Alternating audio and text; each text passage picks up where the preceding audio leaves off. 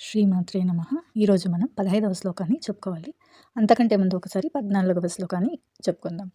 తతశ్వేతైర్హయైర్యుక్తే మహతి స్యందనే స్థితౌ మాధవః పాండవాశ్చైవ దివ్యౌ శంఖౌ ప్రదధ్మతుః. ఇప్పుడు 15వ శ్లోకం. పాంచజన్యం హృషీకేశః దేవదత్తం ధనంజయః పౌండ్రం దధ్మౌ మహాశంఖం భీమకర్మావృకోదరః. పాంచజన్యం అంటే శంఖం పేరు. ఇది కృష్ణుడి యొక్క శంఖం పేరు పాంచజన్యం అన్నమాట. ఋషికేశ అంటే శ్రీకృష్ణుడికి మరి యొక్క పేరు.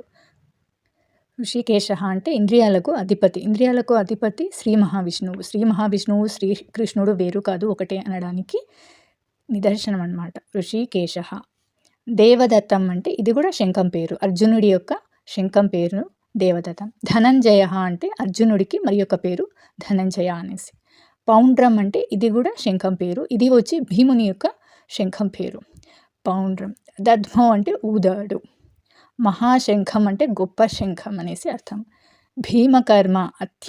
భీమకర్మ వృకోదర అత్యంత కష్ట సాధ్య కార్యములను చేపట్టినట్టి భీముడు అని అర్థం. భీమకర్మ వృకోదర అంటే. ఈ శ్లోకం యొక్క అర్థము, శ్రీకృష్ణుడు తన పాంచజన్యము అనే శంఖాన్ని ఊదాడు, అర్జునుడు తన దేవదత్తం అనే శంఖాన్ని ఊదాడు.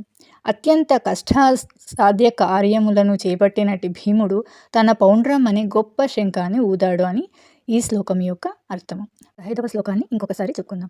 పాంచజన్యం ఋషికేశః దేవదత్తం ధనంజయః పౌండ్రం దధ్మౌ మహాశంఖం భీమకర్మావృకోదరః. 16వ శ్లోకాన్ని రేపు చెప్పుకుందాం.